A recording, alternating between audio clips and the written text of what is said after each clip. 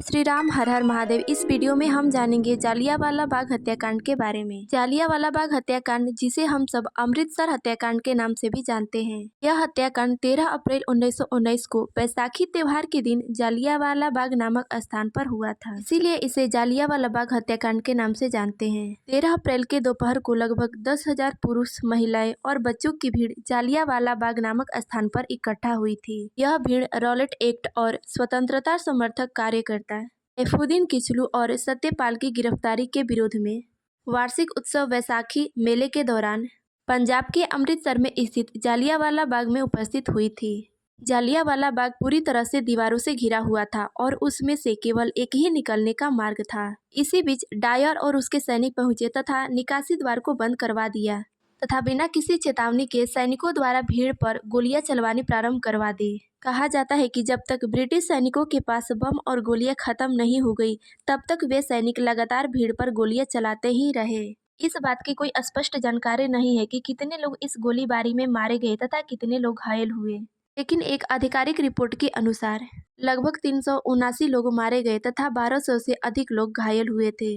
गोलीबारी खत्म होने के बाद सभी ब्रिटिश सैनिक वहां से भीड़ को मृत समझ छोड़ चले गए तथा उन मृतकों और घायलों को वहीं छोड़ दिया।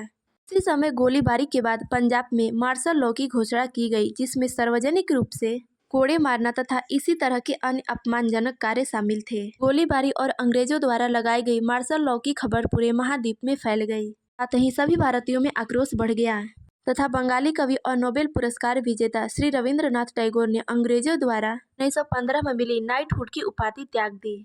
महात्मा गांधी भी शुरू में कार्यवाही करने में हिचकिचा रहे थे, लेकिन स्वतंत्रता सेनानियों के कहने पर जल्द ही अपना पहला बड़े पैमाने पर और निरंतर अहिंसक विरोध अभियान, जिसे सत्याग्रह अभियान के नाम से जानते हैं, आयोजित करना शुरू किया। उसके बाद असहयोग आंदोलन में भी भाग लिया।